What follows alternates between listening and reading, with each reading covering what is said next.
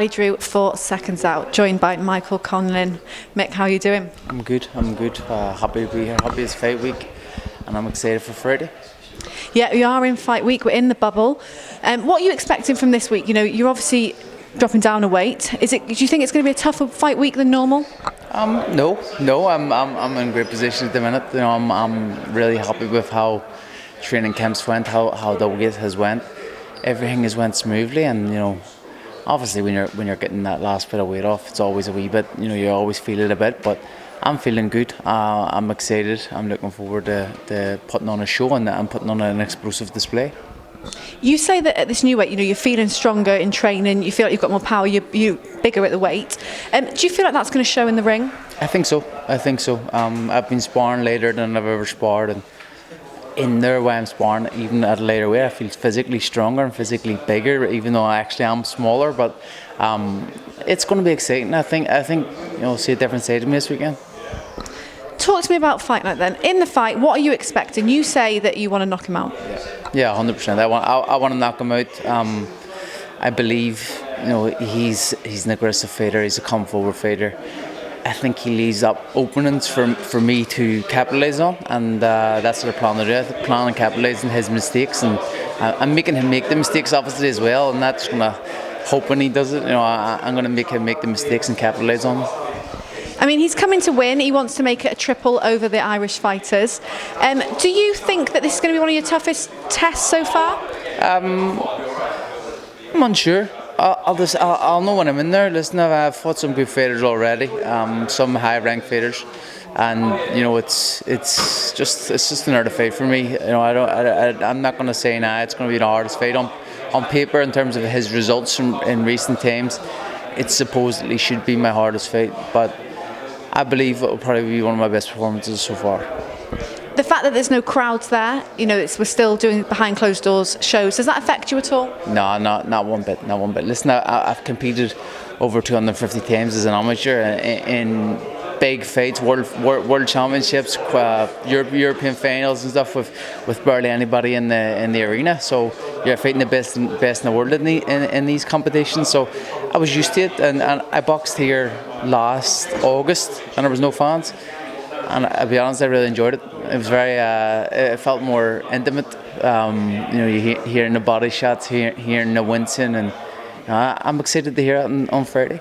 So you might miss the behind closed doors after it finishes? Nah, I won't miss it. I can't lie, I won't miss it, because you know, videos pop up all the time, and videos of the ring walks and all that there, and I'm going, yeah, well, that's what it's about really. So you know, I can't wait till the fans are back, but you know, it doesn't bother me fighting in empty arenas. It doesn't change how I box.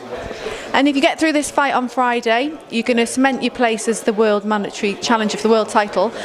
Hopefully in August, I think you're saying what you're wanting it. How much does that mean to you to get that? Yeah, listen, to be in the mandatory position is very, very good, but you know, it means nothing until I win the world title, and you know, hopefully the world title fight can happen in August. If not, it'll happen December time, I think. And you know, that'll be brilliant. That's when I'll state my claim and be world champion.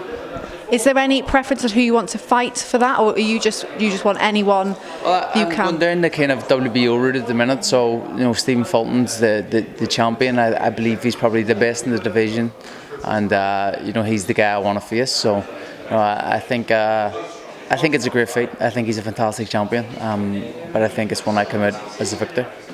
So give me a prediction for Friday night, how the fight is going to go. I win by KO. Very confident, and you seem quite relaxed this week. I have to be. It's fight week. All the hard work's done. It's the time to enjoy it. You know, probably the hardest part of fight week.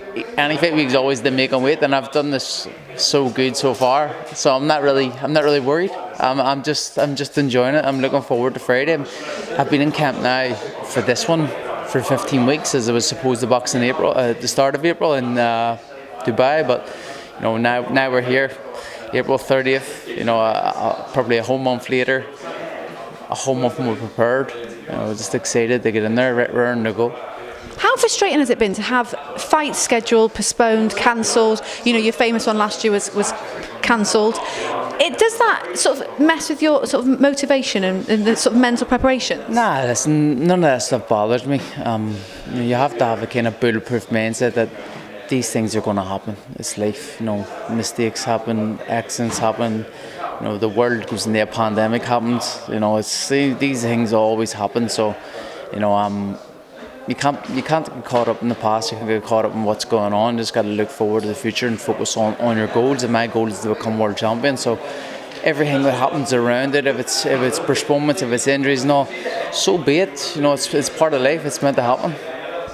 So just a last message to your supporters who obviously can't be there. They'll be watching, but they can't be there. Just a message for them. Tune in Friday night, BT Sport. It's going to be a fantastic night of boxing. I'm looking forward to it. Well, best of luck. Thank you for speaking to me. Thank you.